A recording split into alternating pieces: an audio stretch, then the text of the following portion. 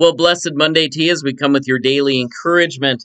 And the title of this, as we finish 1 Kings 18, kind of reflecting on Jesus in the whirlwind, the disciples in the whirlwind, is that God is the one we trust. Now, we trust in God because God will give us the results, yes. Death does not stop God. Resurrection is at the end of our lives, although we have to wait for it. Some might argue, why do we have to go through death? Why do we have to go through downturns? Why do we have to go through drought as we have in today's verse? We aren't answered that question.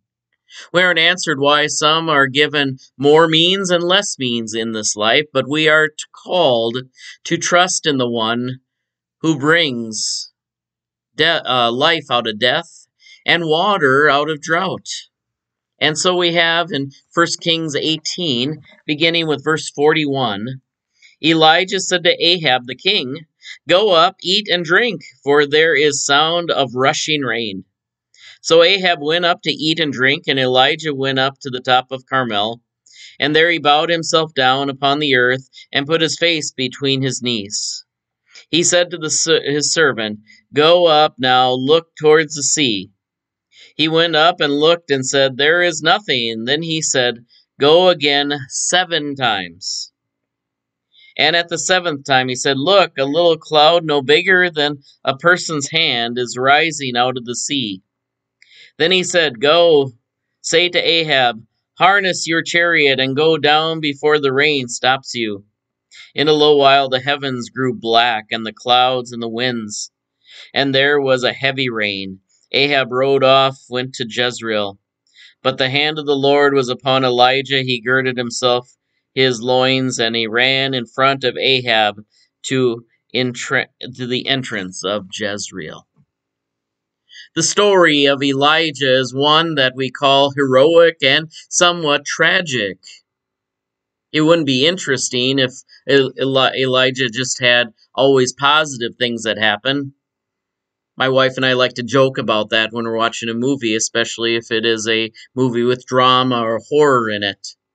Well, there's got to be something that's going to go wrong, because otherwise this wouldn't be an interesting movie. Maybe even an interesting life, although we can look at that if we are a story reader or teller. But when we're in the midst of it, we don't want to go through those difficulties. I don't know of any farmer right now who is struggling with the dryness or, in some cases, drought. But we still trust in the one who can bring rain. And although Elijah walked with the Lord, Elijah isn't the focus. Even if we have a leader, a governor, a president, or some other representative that walks with the Lord, they aren't the focus. The focus needs to be on God, and in God we trust. And that's the constant message we are getting in the Old Testament. Who was your focus? What is your focus? Is it only on the results, or is it on the one who gives results?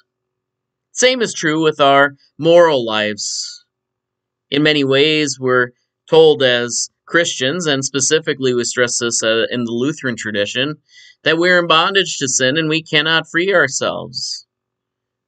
Well, that's kind of depressing. We cannot free ourselves. We're in bondage to sin. Who do we look through? Who do we look to? We look to the one that is outside of us. We look to the one who has the power to forgive us, the power to heal us, and the power to make us holy. It is not found in me. And my only and best example can be in the midst when things are going good and when things are going bad. I bow my head to the source of my power, not in myself or any positive thinking I might try to generate. It is from the Lord and the Lord alone that my salvation comes. Now, yes, it's good to cooperate earlier rather than later, but still, our power is not in the cooperation per se. It is in the one we trust in ultimately for our power and security.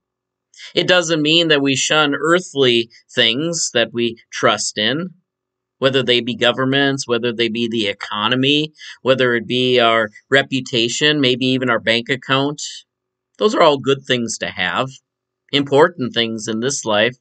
But when it comes to eternity, we trust in the one who made all of these things before we could ever be stewards of them. And so it is a reminder to us that in the midst of the chaos of life, even when we decide, maybe foolishly or righteously, to get out of the boats that we have been put on this unstable ground, we hold on to the one who is stable, who walks on the water, who calms the whirlwind, and is able to be the Savior of our souls. May he be your Savior today. God bless you. We trust that these continue to be words of encouragement. We'll see you next time. Take care.